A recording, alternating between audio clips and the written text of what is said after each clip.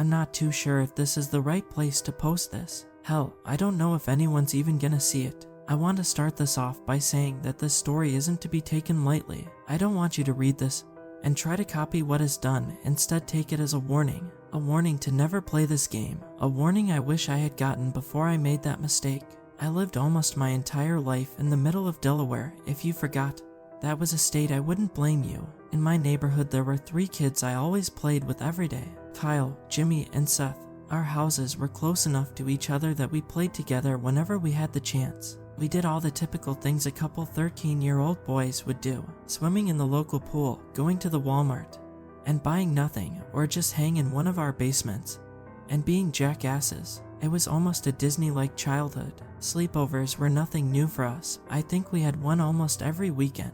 What was new was not having any parents there to watch us. Seth offered to host the next one and included that his parents were gonna be gone for the night. They were staying down at the beach and told Seth it would be fine for him to invite us over. Fine for him, not so much for the rest of us. I think me and the other guys pleaded and begged our parents multiple times to let us go. Our parents knew each other and trusted us, but the idea of 4 prepubescent boys being alone in a house was any parent's worst nightmare. Somehow, by the grace of God, they agreed the night before. After all this time, I still wish they had denied us. Maybe things would have ended differently. I want to tell you about the events that happened that night that changed me into who I am. It changed my life and every families that was involved in it. This is the night I played hide and seek with my friends. Hide and seek? Won't that get boring with just 4 of us? I asked suspiciously as I took a handful of Doritos from the bowl on the table. It was about 10:30 p.m.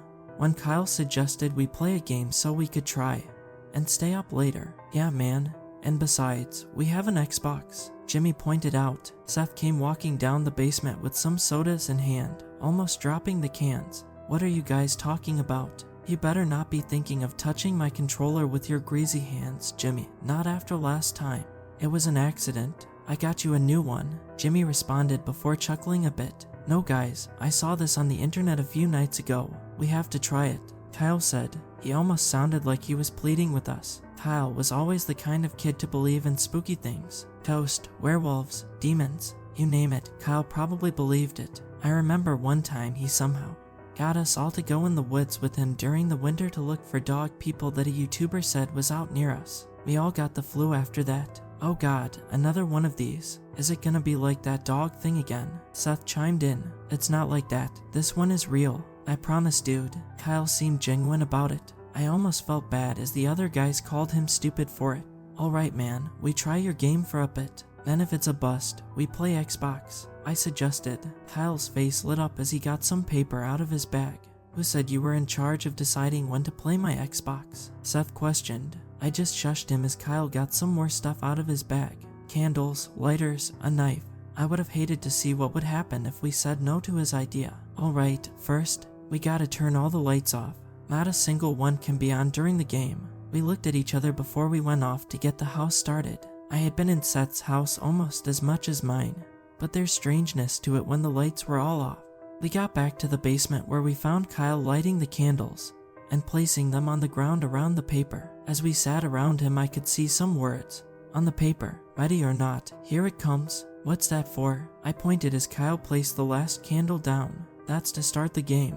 I saw these Indian guys play it, and they said you have to start the game just like this, or it doesn't work. Kyle answered as he slowly pulled the knife up and turned to face us. Now, we have to cut ourselves, like Sarah from Homeroom. Jimmy chuckled. I thought that was a rumor, Seth remarked as he leaned towards Jimmy. Guys, focus. Just a small prick on your finger, then you put it on the paper, Kyle demanded as he slowly pressed the knife tip into his finger. This feels very extreme. Is this safe to play? I asked, seeing Kyle wince as blood slowly pooled on the top of his finger. I think so. The guys seemed like they were having fun when they did it. He held the knife towards me next. The guys watched as I reluctantly took the knife and plucked my finger. I did encourage us to play this for Kyle's sake. I couldn't chicken out now. The other 2 did the same. Jimmy had more tears than the rest of us, but when he finished, he handed the knife back to Kyle. Now, Seth asked, rubbing his finger on his Pokemon pajama bottoms. Now, repeat after me. We all listened to Kyle and repeated. 1, 2, 3, ready or not, come find me. We stared at each other. Silence filled the basement, as our eyes kept darting to see if anything happened. Do you hear that? Seth whispered. We listened. As the most quiet fart escaped him, he fell on his back and laughed. Jimmy joined him, and so did I. We laughed and laughed. I looked to see if Kyle found it as amusing, but was met with sadness. He looked almost heartbroken. I knew he lived for these kind of things, and for it to not work must have broken him. I moved to him and smiled. At least we didn't have to sit out in negative degrees to get results this time, huh? He smiled slight back. Yeah, I guess you're right. I don't know how those guys made it look so convincing. CGI probably. My dad says that's how most things are done like that, Seth said as he got up to go turn the light back on. Before he hit the switch, a loud thud filled the room. I'll never forget the look on his face as he rushed back to the floor where we were all sitting. What was that? Jimmy whispered to me. I didn't know what to say until Kyle reluctantly chimed in. It's him, the Seeker. We sat still as another thud could be heard, like it was right above us. What the hell, dude? Seth, did you invite someone else over? Duncan or Josh maybe? Jimmy was frantic with his questions, as his eyes filled with tears. No, it's him, Kyle answered before Seth could respond. Who? I asked. The Seeker, the person who plays the game with us. Well, tell him we don't want to play anymore, Seth demanded, making sure to keep his voice down. We can't. They said he plays until everyone is found. What do you mean until we're found? I asked. I kept looking at the stairs. My brain was trying to wrap around what was happening while also trying to keep reason in it. It's like hide and seek. We play until we're all found or he can't find us, Kyle answered. Okay, let's go get found so the game can be over. Seth tried to stand before Kyle pulled him down. No, we don't want to be found. Bad things happen if we're found. Kyle looked at the carpet as he said it. The thud got louder, almost like it was searching the house. Okay, then we should just stay down here, right? If we hide down here, it won't find us. How long do we have to hide, man? I stuttered as I waited for Kyle to answer. I don't know. We sat there in silence. Thuds and crashes from upstairs made the silence somehow louder. I had wished it was all a prank. Seth and Jimmy loved pulling those, and Kyle was usually the target for them. But I knew it wasn't that. I knew this was real. I don't know how it was, but at that moment there was something upstairs, tearing the house apart trying to find us. We stayed like that until Seth finally spoke. Let's run. What? Kyle mumbled out, his face covered by his hands. Tears were rolling down his cheeks. Let's run. The door is not too far from the basement entrance. We unlock it and run to a neighbor's. Seth looked for nods or any sign of agreement. Jimmy nodded, and I slowly shook yes. I looked at Kyle, grabbing his leg and squeezing it. Come on, man, we're definitely faster than it. We'll be out before it even sees us. I smiled at him. He looked up and slowly smiled, nodding. We all slowly moved to the base of the basement stairs. Looking down into a dark basement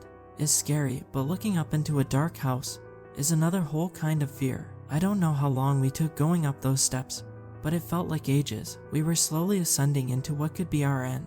Seth held the doorknob and just stared at it. I knew he didn't want to be the one to open it, to potentially be the one to see whatever it was that was on the other side. I scooted around Jimmy and slowly turned the knob.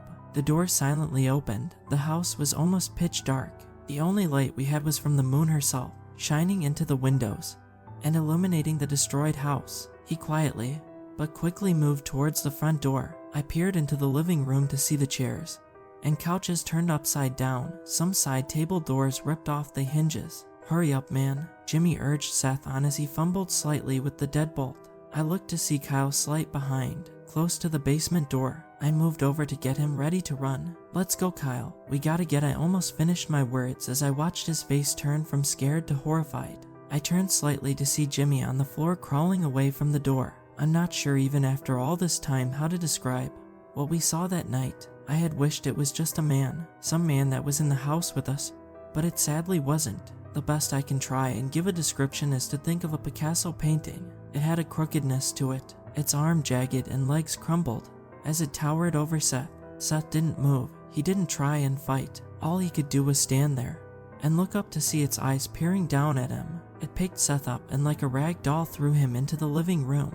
A mean and disgusting noise came from his body as he hit the wall of the fireplace. I quickly got Jimmy to his feet and Kyle to snap out of his gaze. Me and Kyle ran to the bathroom as Jimmy made his to the kitchen. I locked the door as I tried to catch my own heart from jumping out my chest. Jimmy, where? My question was shortly answered as I heard Jimmy whimpering and crying outside the room. I unlocked the door and peeked out the crack. I watched it linger its way towards him, and all I could hear was wet sounds. I quickly shut the door and relocked it. My mind didn't really process what had just happened in what couldn't have been more than 3 minutes. My 2 friends I had been with almost my entire life were gone, just like that. I sat on the cold tile floor as I listened to the thudding from outside. My breathing was dull as I looked to see Kyle shaking by the toilet. I slowly moved myself over and gave him a hug. I knew what he was thinking. I knew the horrible things he was saying to himself in his mind. I didn't know how to tell him that what was happening wasn't his fault. I'm not sure that even now I could find the words to tell him that. We'll be fine, we just gotta stay here. It won't find us. I tried to reassure him. No, it will find us. We can't stay here. Kyle, Seth, and Jimmy are dead. We can't go back out there and run. I don't know why we thought it would work. No, I need to get to the basement, Kyle said. He looked up at me. Why? It's a dead end there. It will. Maybe I can try and end the game. Rip the paper up. Something. I don't know. I didn't know what to say. On one hand, it was the only idea we had besides hiding and waiting to be found. On the other, I couldn't bring myself to put that hope in his mind, to encourage him just to watch as it fails. He knew this as he came to his own conclusion. I'll go down there, and you head for the coat closet. If it doesn't work, I'll run back up, and I'll head there to hide with you. Okay, he nodded to himself. I just stared at him as I nodded back slight. We stood up and slowly unlocked the door. It wasn't anywhere we could see, which made it all more frightening. We slowly made our way to the basement door. Good luck, I whispered to him. He smiled and went our separate ways in the house. I quickly got in the coat closet that was almost directly in front of the basement door, and Kyle made his way downstairs. That was the last I saw of Kyle. It wasn't long after I heard loud thudding outside the closet door that quickly went down the stairs. All I could do was sit there and listen as I heard the silent screams and the pounding of flesh over and over and over again. Soon the hits became more wet and the screams became more silent. I sat in the closet and accepted my fate. I slight covered myself with a fallen coat as I heard the thudding move around the house. It was only a matter of time before it got me, before it ripped the door open, and I would be met with its horrifying figure. I looked out the slits of the closet door and saw the moonlight shining through the windows. I'm not sure when I fell asleep or even how I did. My body must have been so exhausted that it decided sleep was more important than survival. My eyes slowly opened to see daylight peering through the house. The night was gone and the day had come to save me. Although I was relieved, I still forced my eyes shut. The small amount of what I saw was enough to make me do it. I saw the closet door was open. I didn't want to have them open as it might slowly peer from the corner and look at me. I didn't want my last image to be that. I just kept them closed and covered my ears. And then I felt it. Thuds. I could feel the thudding get closer, closer, closer. 2 hands grabbed me. This was it. My flight or fight kicked in and I started to fight. Kicking, hitting, screaming. Anything I could think of I was doing. Calm down, son. Calm down. You're safe. Those words hit me like a wall. A calmness I hadn't felt since the day before came over me. My eyes slowly opened to see the face of a young man kneeling in front of me, his hands holding my arms. He was a police officer. It's gonna be all right. He reassured me again as he slowly brought me to my feet. He walked me out of the closet and faintly said, "Keep your eyes down, kid. I'll lead you out." I think he said it more for himself, cause I knew what he didn't want me to see. Seth was laying in the living room, his body bruised from the impact with the wall, and his bones broken. Jimmy was on the kitchen counter, multiple wounds and slashes were found on him. Kyle, I'm not sure what really happened to him. The reports on his body never came out. I just know I'll never forget those sounds from when I hid in the closet. Seth's parents moved away almost immediately after the incident. Just left. Didn't take a single thing from that house. It was later taken down. I guess no one wanted to live in a house where something like that could happen. I saw Jimmy and Kyle's parents every once in a while.